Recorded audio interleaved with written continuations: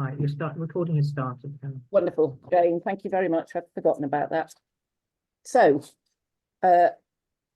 Judith, our wonderful speaker, has always had a passion for all things environmental, about which she will no doubt acquaint us herself.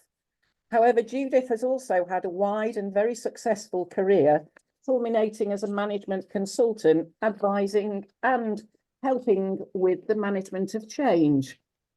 So Judith is just the right sort of person to talk to us about how to make the changes we need to make to reduce the carbon footprint of our homes.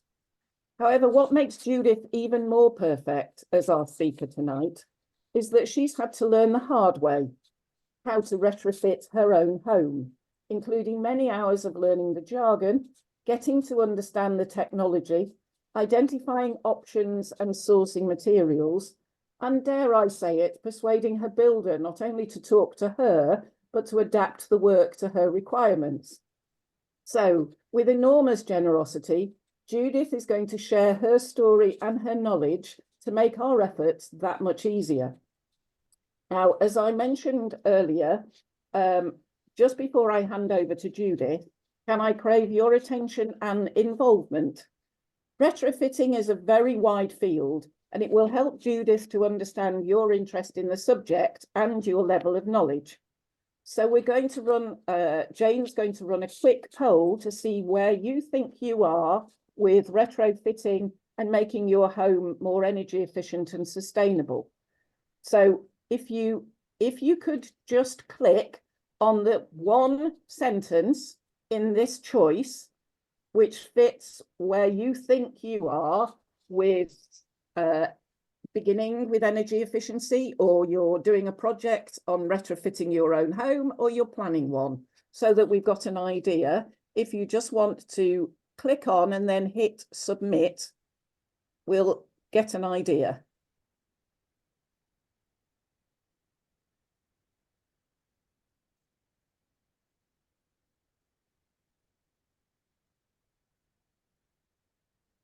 Oh, sorry.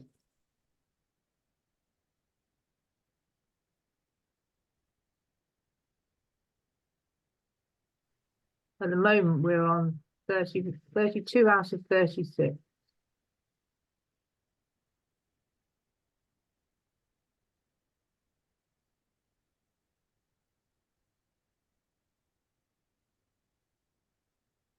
Kat has put a comment in the chat that she's renting, Yes.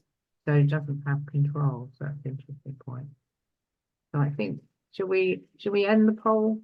Yes, that if you've got most of the answers in, I think that's great. That'll give us an idea. So, and there are possibly some things that you can do as a renter, Kat, which Judith may be able to mention. So the percentage is 12% for one, 18% for planning. Well, number one's currently improving my home, 12%, 18% for planning to improve my home, 61% for number three, which is interested in energy efficiency, and 9% to new to this, wanting to know more. So that gives you, I think that gives you a good view into where our audience are. That's great. Thanks, Jane. So now, without further ado, can I hand over to you, Judith, if you'd like to unmute yourself and take yes, and share the screen? Yes.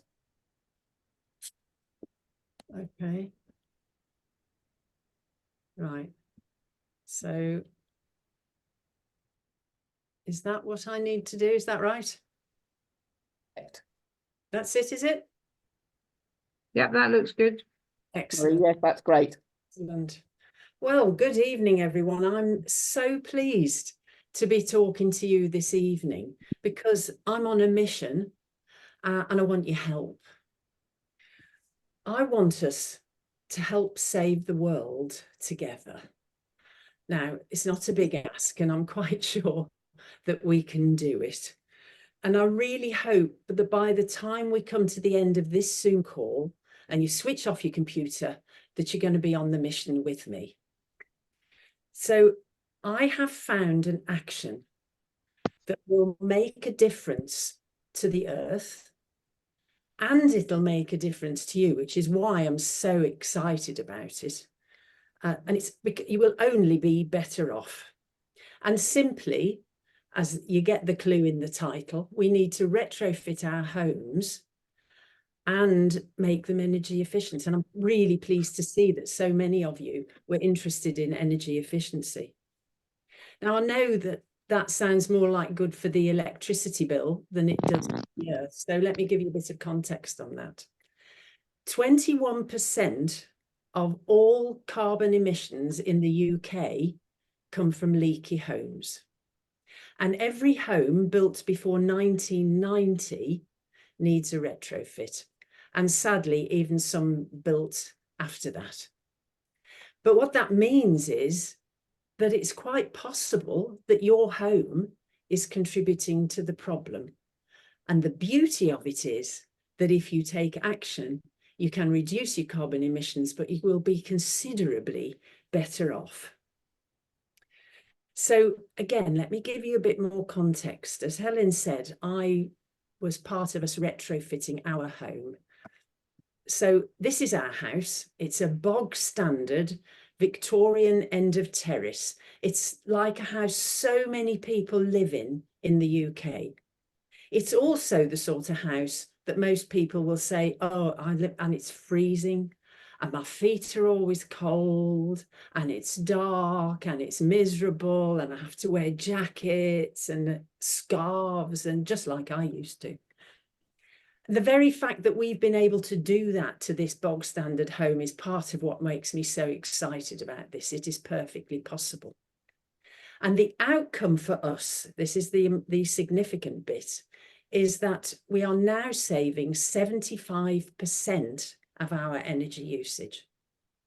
Before we started the retrofit, and we've worked out all of the stats on kilowatt hours rather than money because the cost of electricity has changed so significantly during the time.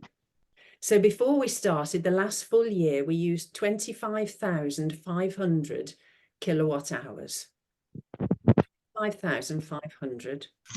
Now we've had 3 years in the retrofitted house, and we are using between 5,800 kilowatt hours and 5,981 it was this year.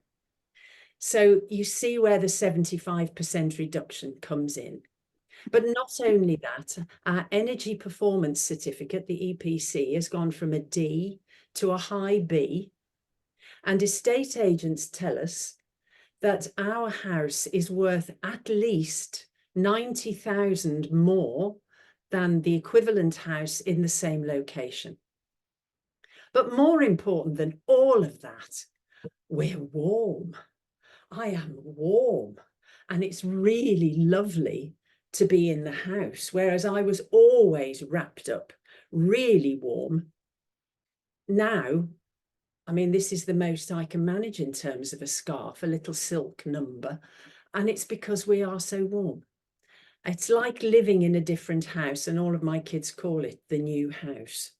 So this is absolutely worth doing, and this is why I wanted to talk to you about it, because you can only be more comfortable. And so many people are working on their homes at the moment.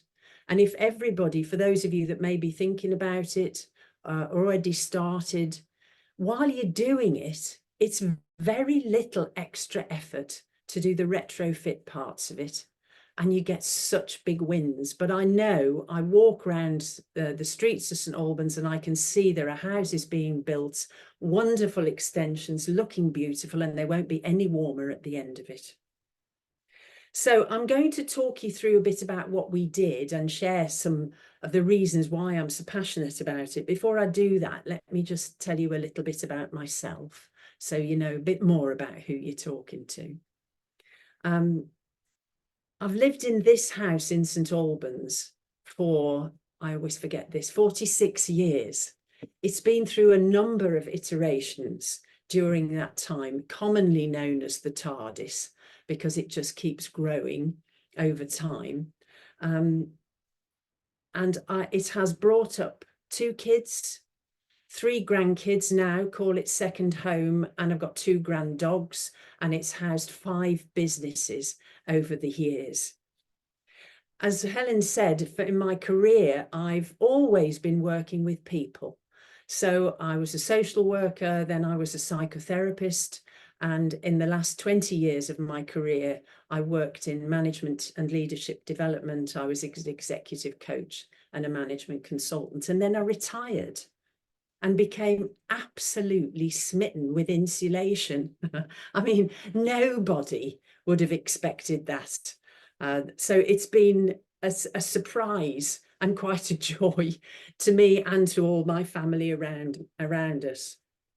But really, it makes sense when you put it in the context of the fact that I'm just an aging hippie. Ever since the early 70s, I've been really focused on the environment.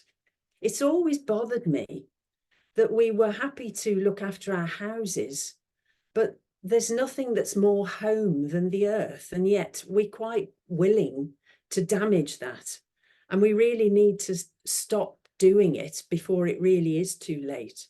So over the years, I was an early member of Friends of the Earth and Greenpeace.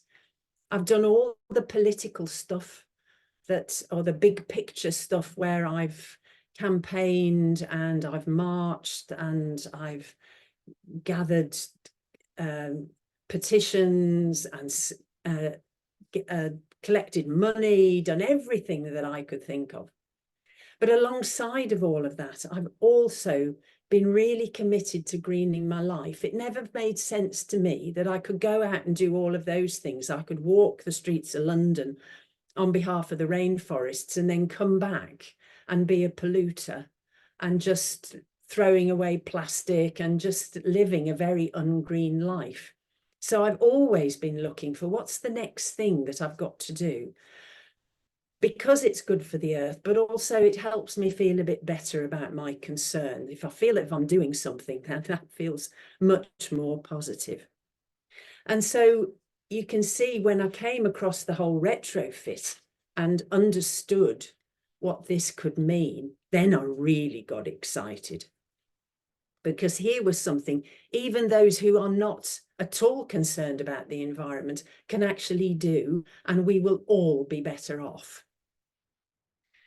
So let me tell you a bit about why we got to be doing this, because we did not set out to do a retrofit. We had a big conservatory on the back. You'll see pictures of all of this as we go along. That was lovely in the spring and the autumn, but any of you that have got conservatories, unless they face south, unless you're one of the lucky ones, and we definitely are not, we're east-west facing, they're very cold in the winter and much too hot in the summer. So we decided we'll take this down and we'll make it a livable room. We got a design done by an eco-architect so that it was environmentally friendly and friendly to the earth in terms of our energy consumption. And we were on our way when we suddenly realized that sticking a really well insulated room on the back of a leaky house was a bit ridiculous. So we had a long night of discussions, of endless sheets of paper, of lists, of plans, and we worked out that we were just going to keep going. We wanted our home to be a legacy for the future. And so we were going to continue and retrofit back through the house. But of course, because we'd already started, we didn't have eco builders. They were very reliable and very responsive, thank heaven. They arrived that morning and we said, okay, we're changing plans. This job is going to be much bigger, but they were happy to go along with us. But it took me, as Helen was saying, it took me to sit down on my computer and start exploring, because none of us, we had the plan that the eco-architect had drawn for the extension, and that was all we had. So we took the same principles, but I then had to go looking for where do we get the right insulation? What sort of insulation did we want? What about ventilation? Did we need ventilation? All of these things I had to discover. fortunately, when I started, I loved it. I mean, it was the biggest surprise, I can honestly tell you. I just never expected to be at all engaged with this. I'd always before been the one that moaned about the work we did on the house because it was uncomfortable and it was dirty and dusty. And now here I was in with it with the best of them. So I set about learning. By the time we'd come to the end of the whole process and the dust had settled, quite literally, it was at that point that I decided I'm going to have to write this up, because everybody could be doing this, but there's no point in everybody having to start back at the beginning. So I decided I was going to write a simple guidebook that would help the layperson have enough information so they could have useful information with conversation with the builders. And one of the reasons that I decided that was a discovery of the word retrofit. Now, I don't know about you, this hasn't been a familiar word for me until recently. I kept Googling renovation, and I got all sorts of things about renovation, which I now know is about improving what's already there.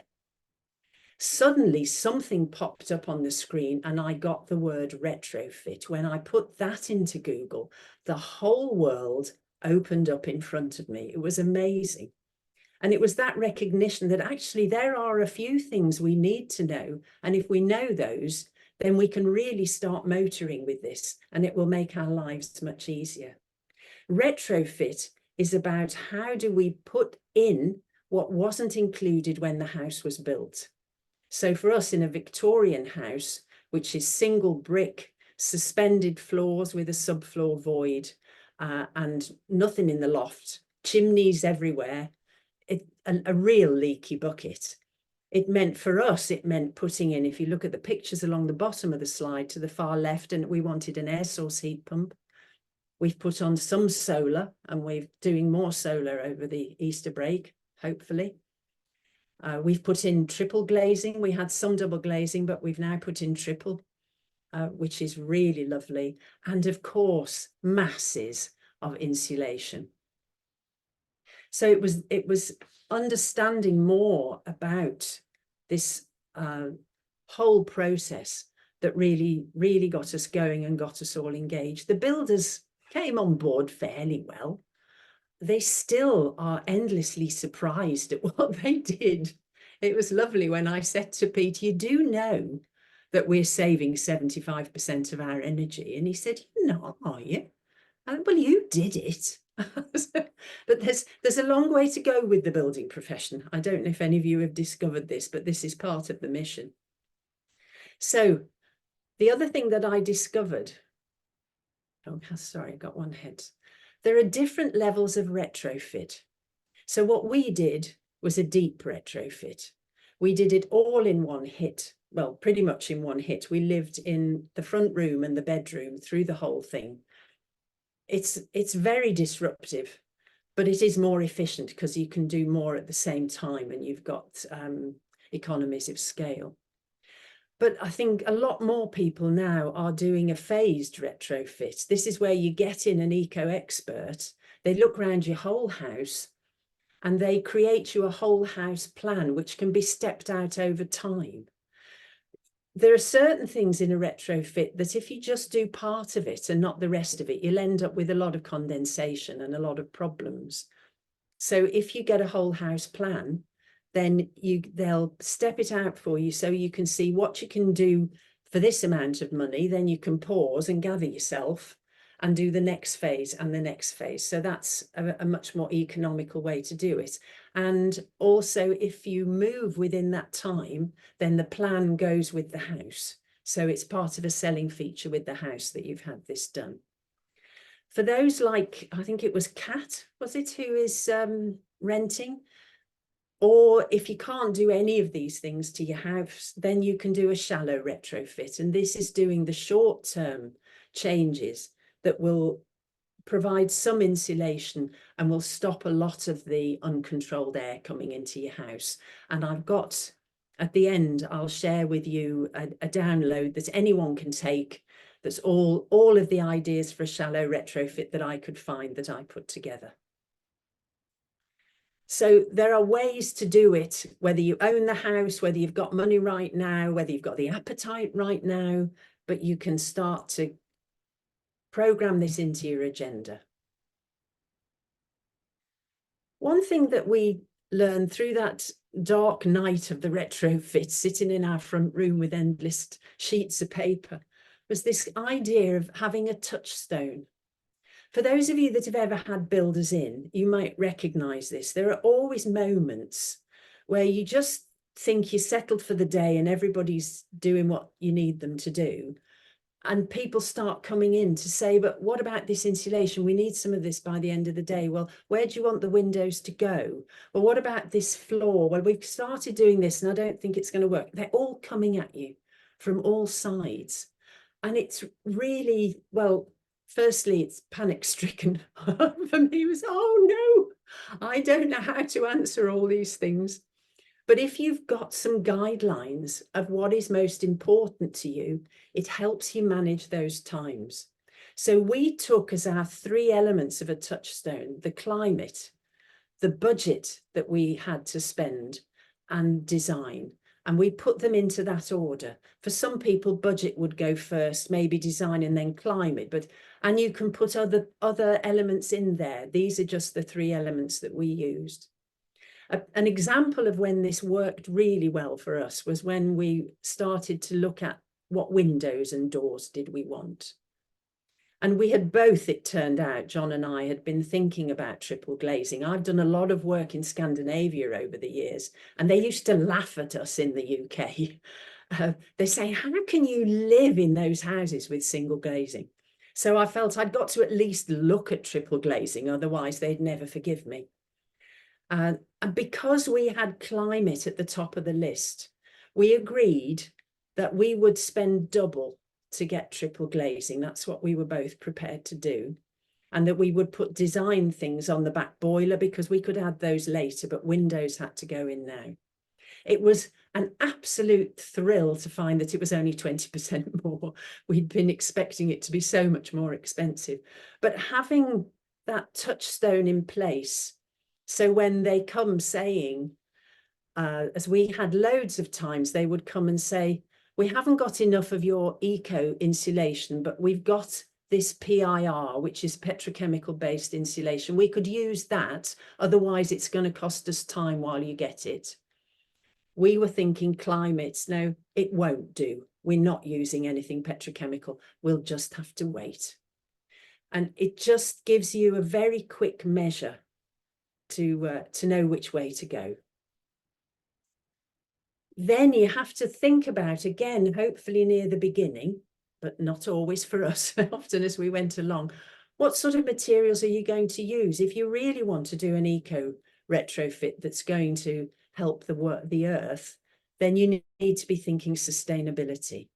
And as I was just saying there, particularly in the world of insulation, there are so many different forms of insulation these days that are totally sustainable versus the petrochemical based one. You would all recognize, I'm quite sure you'll have seen it leaning up against skips when people are having work done on their house. It's a thick, looks like a foam, and it's covered with like tin foil. It's very efficient, but it's made from petrochemicals. It's off gases. It puts chemicals into your home. So it's not the best thing to be using at all. But it is very efficient. If you can't use anything else, then it has to be an option if you can't afford the presently sustainable insulations. It's a bit more expensive and you need to use a greater thickness, but you can get to the same efficiency with either one. We recently made a change because my husband woke up. I was saying to the ladies that visited me, I came to dread the moments when he would wake up and say, I've been thinking, because then, oh no, here's the next thing we're going to have to do on the house. And he woke up one morning and said, I've been thinking. I don't know how we managed it, but I don't think we've got enough insulation over the bathroom roof. So he'd worked out a way to lift the roof from the outside so we could put in more insulation and make more space. And for that, we went looking. So what's happened in the two, three years since we were last doing this? And I discovered a wonderful insulation that was so much nicer to work with than some of the other stuff. And it's made from old denim jeans, from cotton t-shirts, and it's got velvet in it. So it's rather nice to think that our bathroom is so warm because of the velvet sitting above it. So there's all sorts of different options, and it's really very interesting to go and look at them all to see which ones you want to use. We primarily use wood fibre through the main retrofit. Then you need to look at heating. Well, there's lots of talk about this at the moment, isn't there? The need to be getting rid of gas, and about air source heat pumps, and the press have so many stories about air source heat pumps that worry people to death.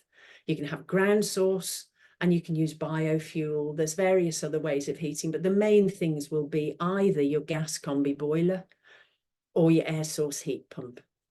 Ground source is more efficient in the long run, but it costs a lot more money to put in because you've got to go down either so deep into the ground or so wide, and you need a lot of land. I'll say a bit more about the air source and show you that in a moment. And then something that so many people forget about is all the stuff that you're going to find when you do this work. So whether it's emptying the loft so you can put more insulation in, or whether it's the things that get left over. I became a total expert on Freegal, Facebook Marketplace.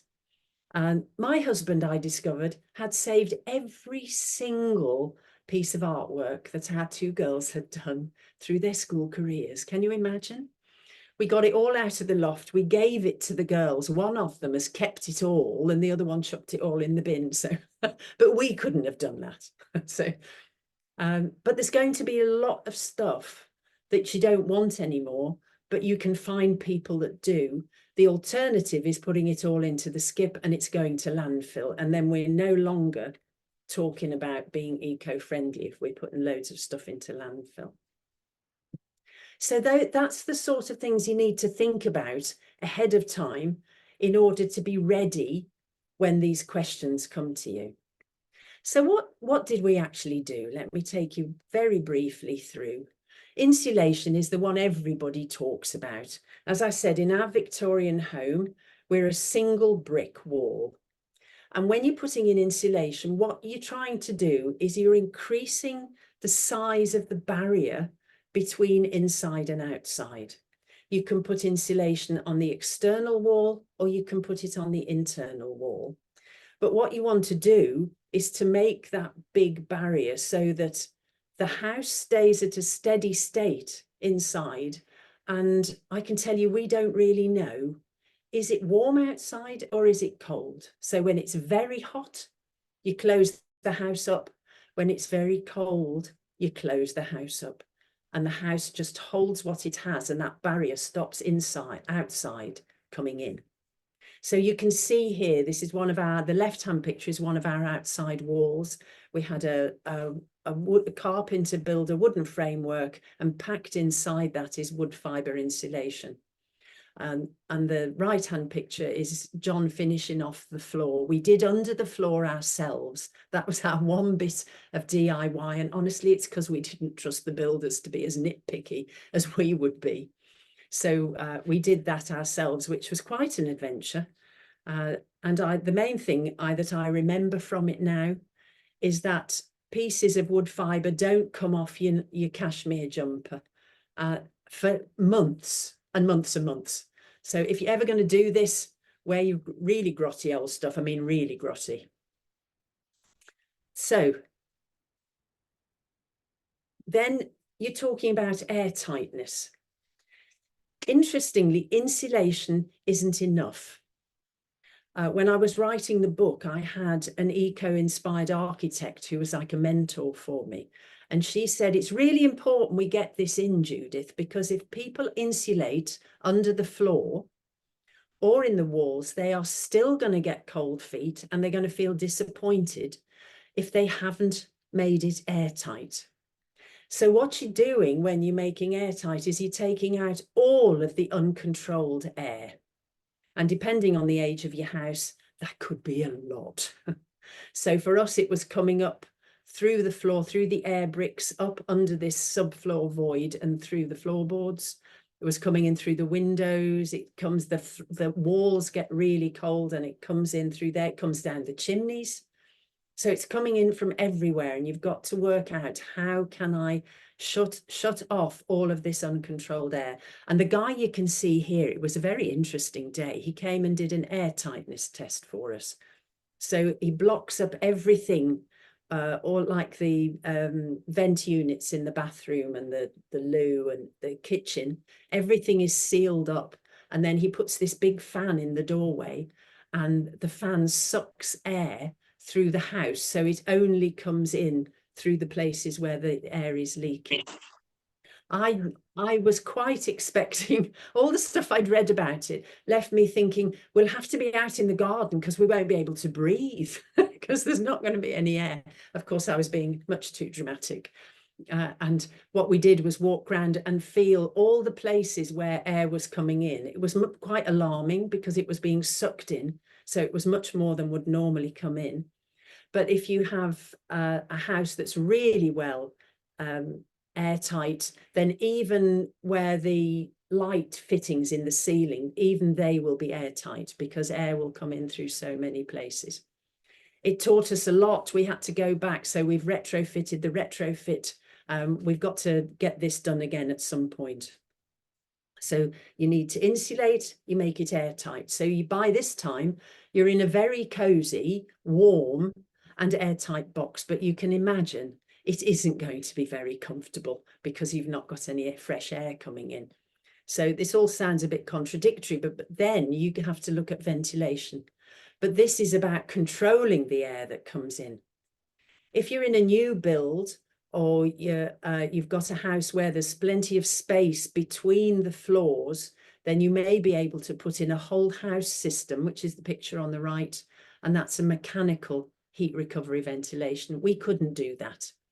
So we have these discrete little box things on the left-hand side, which are single room units, and they're very clever because they're constantly adapting to the level of moisture in the room, but they also are exchanging as the warm air goes out and the cold air comes in, it switches the heat over. So we save about 85% of our heat by using these ventilation units. If you don't put in ventilation and you've insulated and made airtight, then you will end up with a lot of condensation into the point of it running down the walls, because each family produces something like 14 litres of water in a day. So by showering, cooking, breathing, washing your clothes, drying the clothes, cooking, all of those things are producing moisture. We sweat, we're warm, and we just constantly putting moisture into the house, and it has to be cleared out of the way. The one remaining thing, just for those who are in old houses built before 1930, then you also have to think about breathability. This took me a long time to get my head around it, because in this case, the clue is not in the title. This isn't about breathing, it's about vapor. And it's about the walls being able to allow vapor through. And all of the old builds were all built to be breathable. And if you put a non-breathable substance in there in any place, then you will get condensation and the whole system will start to break down.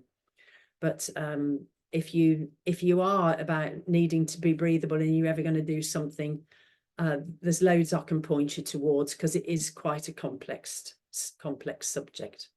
But just so as you know, it's there, it needs to be done.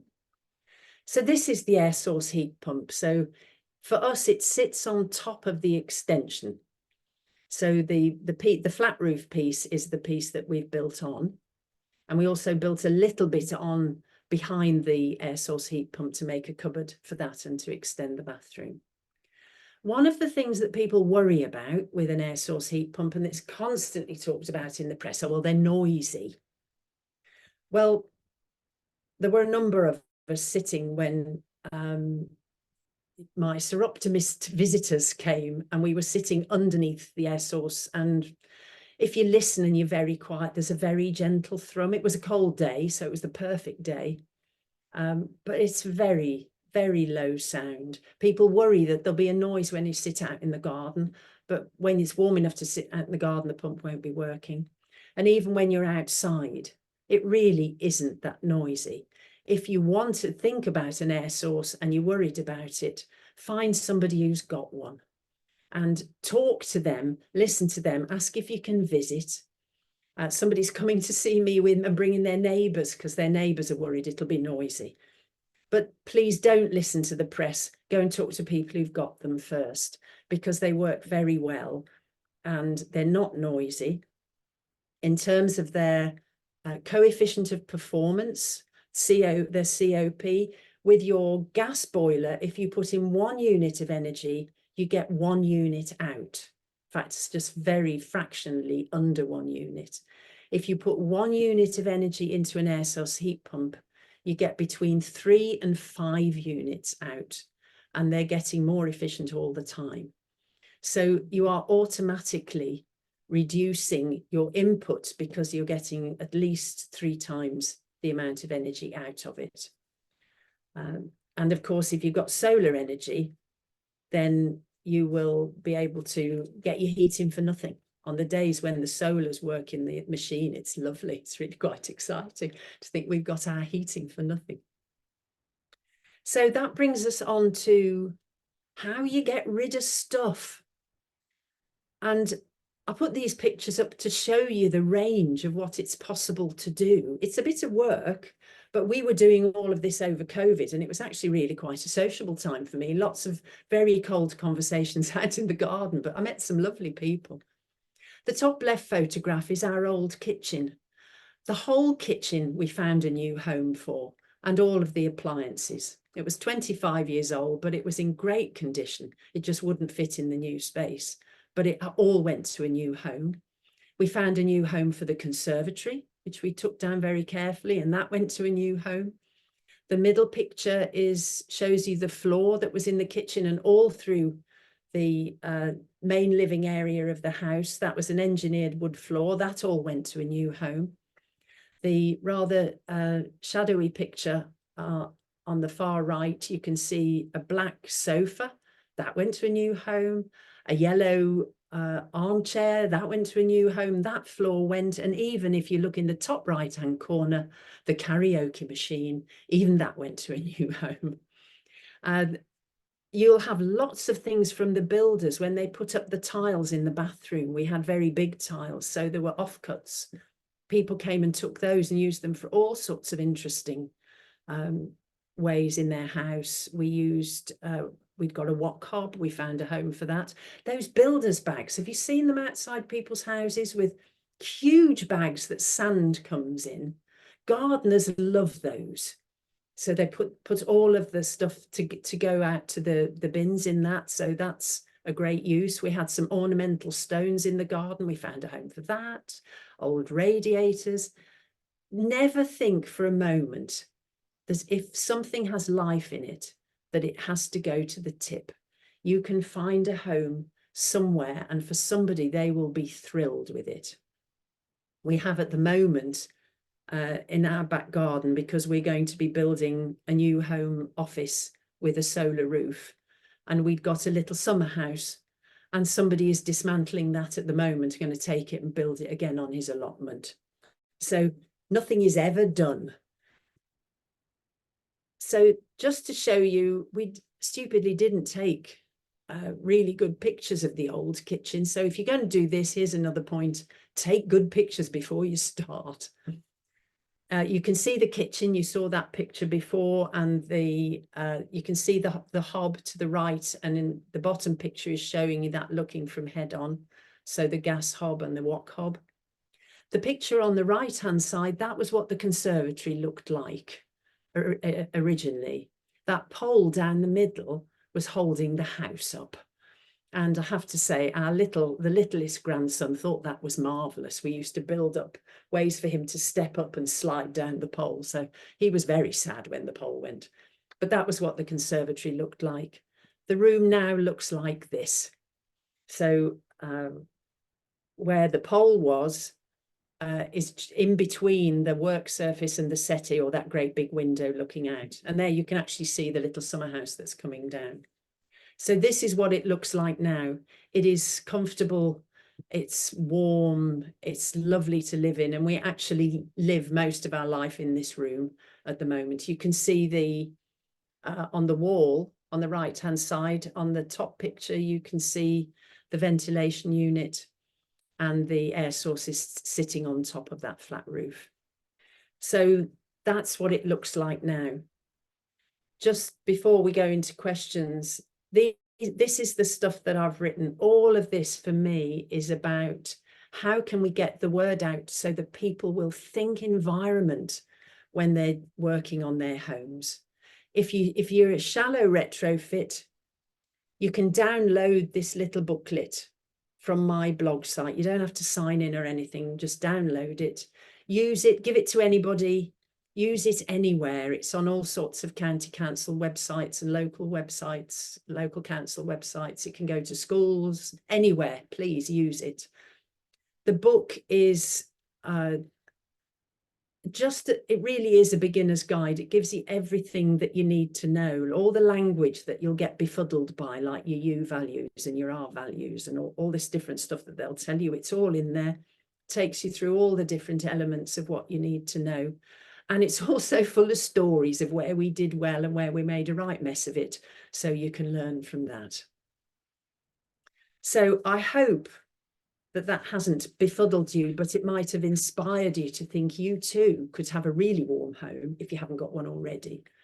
And that maybe eco renovation retrofit could be for you. Thank you. So do I need to stop sharing? Stop sharing screen, yes. There we go. Wonderful. That's fantastic, Judith. Very inspiring and really encouraging, and makes me think that I could do something, which is a great start. Now, we've got 15 minutes for questions, but I'm not sure whether we've got any. I'm trying to see if we've got any. If anybody has any questions, would you like to put them in the chat? Whilst we wait and see if anybody else wants to ask anything, may I just ask, we're very lucky in St Albans because Sustainable St Albans and the community associated with that is a fantastic way to find out. But as well as your wonderful book and your leaflet, do you know of any forums and things that chat about? So you've now inspired me to think about going to get some insulation, and I know I was lucky enough to come and visit you, so I've seen some of the examples of it. But do you know of any forums or anywhere that I can easily go and find out what different sorts of insulation there are, for example? There's if you look on Facebook, if you use Facebook, there's quite a lot of renovation forums on there. And I think there's one on there that is eco-based. And there are a couple of companies that specialize in eco insulation. They do sell it to you. I'm always a bit wary when people are going to sell it to you. I want to go and look it up myself and find somewhere where it's not, they're not out to gain from it. But I have found that both of these companies, there's one in Aylesbury called Unity Lime, and there's one that's up in Cumbria, Ecological Building Systems. And one thing I found was when I needed experts to talk me through things, they were so thrilled that somebody was working on their house for the environment that these experts spent ages chatting to us. Oh, that's wonderful. They didn't try and sell us, and they would sometimes say, well, you can go and get that from somewhere else, or look at this, Fantastic. try this. So those two are very good. Wonderful. Unity, Lime, and ecological building systems. We'll put those in the information we send out later. We have got some questions. On insulation, what type of insulation did you use? We used mostly wood fibre. So we've done it in three stages. Actually, the bulk of it was done with a soft wood fibre that fitted into those that wooden framework that you saw in the picture. And it was good because you could cut it just fractionally wider and shove it in, and then it really filled the space. We did the bedroom more recently, and the whole system has become easier still in just 2 years. And there we used a rigid wood fibre. We did a skim of, you always have to take it back to the brick, take off the plaster. Then we used a skim of something called diathanite, which is a thermal plaster that can be used internally or externally and to all sorts of different thicknesses. So we had a skim of diathanite, then an 80 mil of rigid wood fibre, and then lime plaster on top of that. And then, as I said, in the bathroom recently, we've got the velvet. Wonderful. Amanda is asking, have you any advice on choosing a builder? Oh, it's difficult. It is difficult.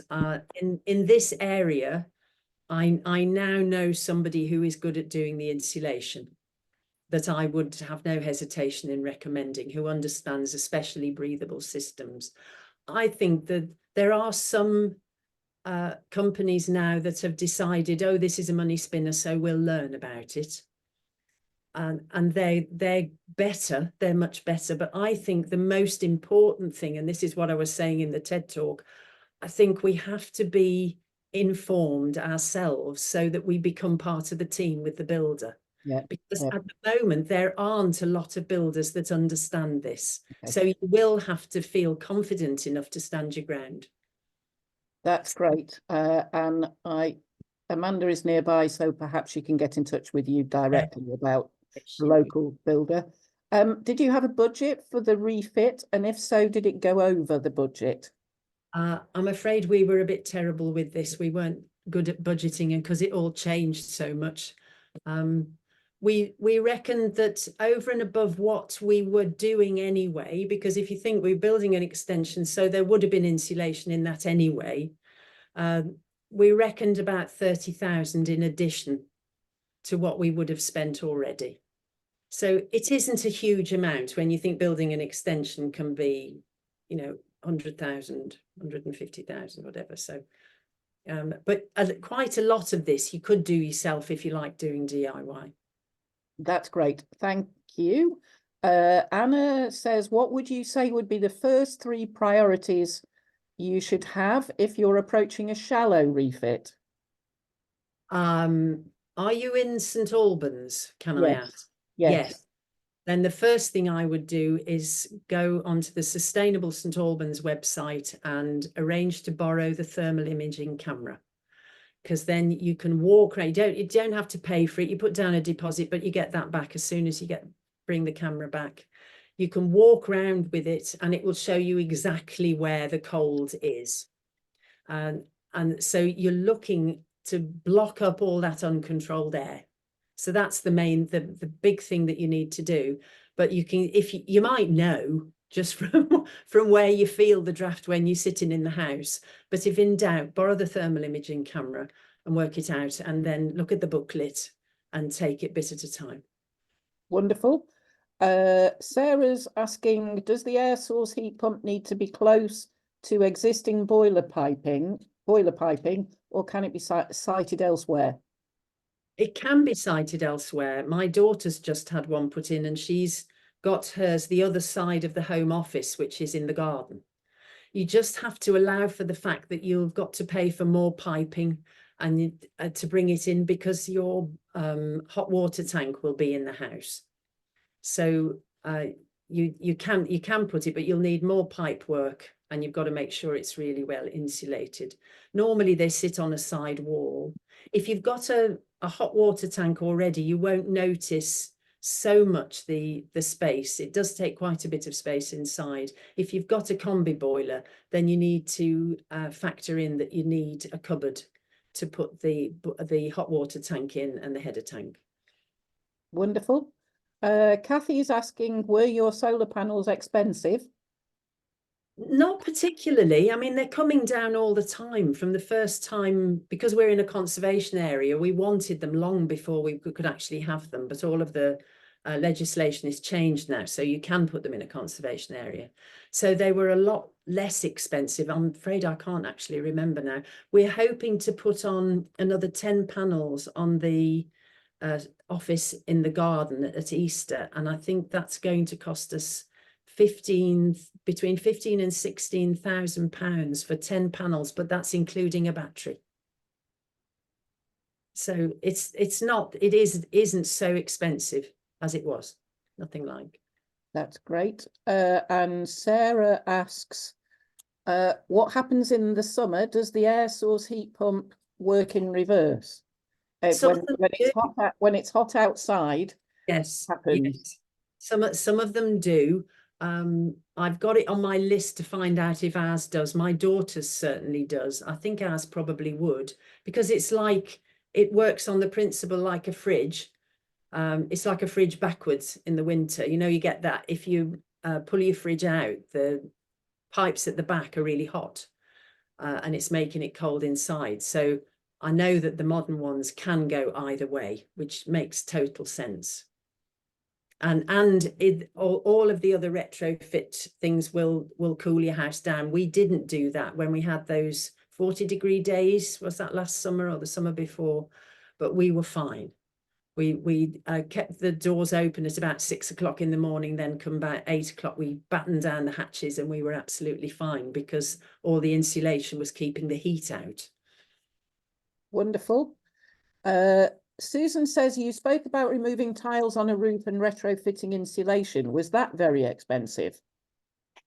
No, because not for us, because we've got this builder now, the Magical Pete. He doesn't know how famous he is. He's in the book and is on the TED stage. But he and John worked out between them how to do it, and they did it between them.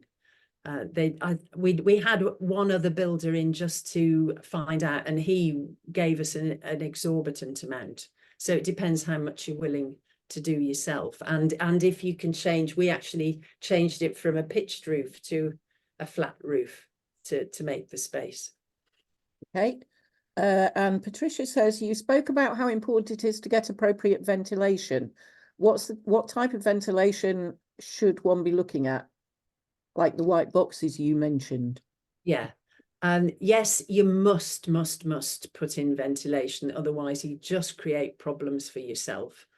And not enough people do this, and it really worries me. You can, building regulations just says you need trickle vents. That's never made any sense to me, because it's passive to start with. It's just depending how strongly the air is flowing from outside. So you'd get plenty through your trickle vents at the moment, but if it's a still day, you won't get so much through, and it's cold air coming in, and you've so lovingly worked on your house to make it warm. Why would you want to get rid of the warm air? These ones, as I said, they're heat recovery. So if you look up heat recovery units, I mean, the links to everything that we've used are all in the book. Then heat recovery is going to be the better way to do it. But the beauty of these single room ones is you can add them afterwards. So we started with 2, and we've now got 1 in every room. So you just need an outside wall and the person to drill the hole through the wall. They have people that come and fit them, and you can put it in. So if you find that you've got some in and it's not enough, or your trickle vents are not enough, then you can put these in at any point. That's great, Judith, and clearly the answer for everybody is to buy Judith's book, which I'm afraid so, but all goes to Friends of the Earth. Yes, so you're contributing to campaigning as well and activity. I've just got one last question, which is if I'm planning to move house and I'm going to a house that hasn't had anything done to it, what sorts of things do I need to look for in making a choice between which houses I buy, in terms of whether it would be easier to retrofit or not? Have you got any suggestions? It's a very good question. I think you would be looking for what is the possibility of making it an eco house. Right. And particularly on its age, and looking at with cavity walls, are the cavities already filled? There's some concerns about filling cavity walls now, so look into all of that. I think it's make yourself really well informed. Yes.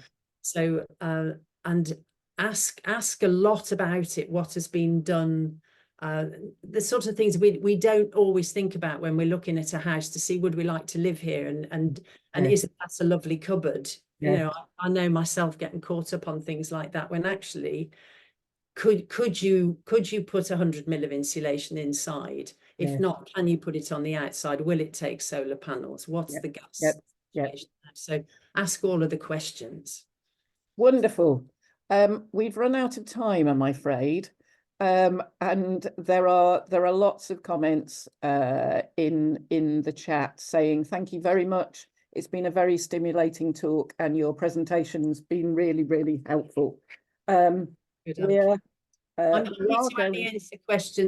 happy to answer questions at any other time. You can always contact me. I'm happy for my people to have my email. That's wonderful. And we are going to, forgive me, I think I'm about to sneeze. We obviously have recorded this session and all of the questions, and we've already included a link to your book and leaflet and other information on our website. So when Jane, wonderful Jane, has done her magic, we will add the recording of this session to our webpage, and we'll be sending that out in the post-talk Zoom message that everybody will get. So and if you're happy to be contacted, then we can include your details. Your website, I think, is included anyway. So that will be there. I just want to hand over to my colleague Diana, who's going to say thank you very much to you. Thank you. If I can hand over to Diana, if you can manage to unmute yourself.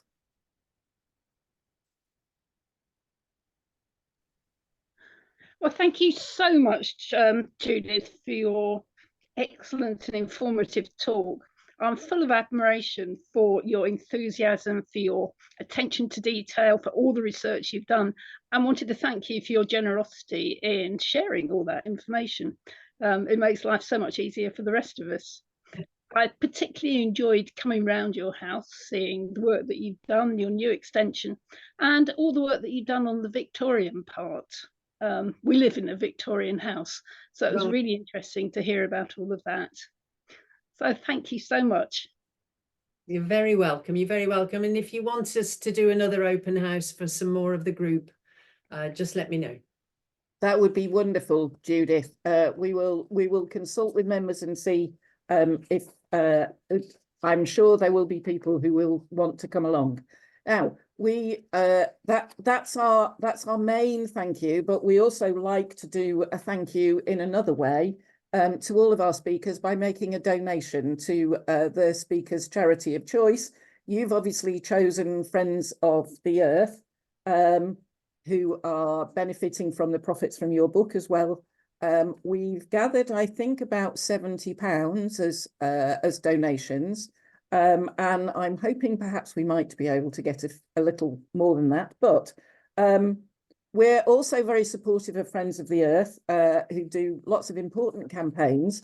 I thought members might like to hear about one of theirs, which is really closely aligned to your talk. So I'm going to hand over now for a quick introduction to the United for Warm Homes campaign. I'm going to hand over to Amanda Yorworth, who's chair of the St Albans Friends of the Earth, to tell us a little bit about that. Amanda, if you'd like to unmute and tell us about your campaign, that would be lovely.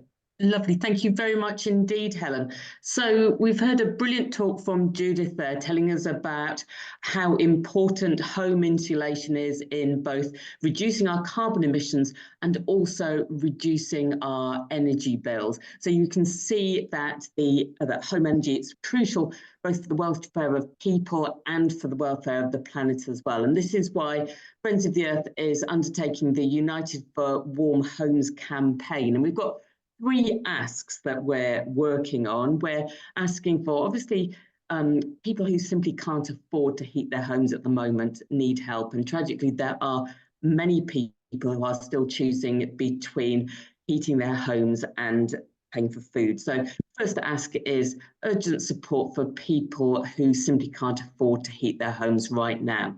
Second one is an emergency programme to insulate our heat-leaking homes. Now, we've heard from Judith about how effective this can be, but tragically, many people can't afford this or just simply do not know what to do. So this is something that we need to deal with at a national level. We need to do it in a way that helps the people who most need it first.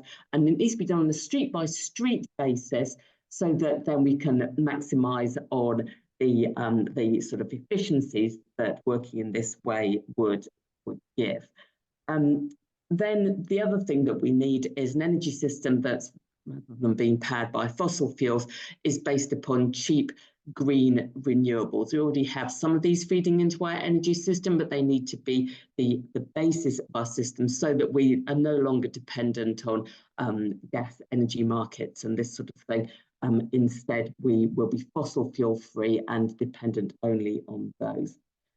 And I think it's worth remembering that as soroptimists, because women are most likely to be poorer and therefore not be able to afford energy bills, and also because women are more likely to be affected by the adverse effects of climate change, it's women that who will benefit mostly, or not mostly, but more from our campaign.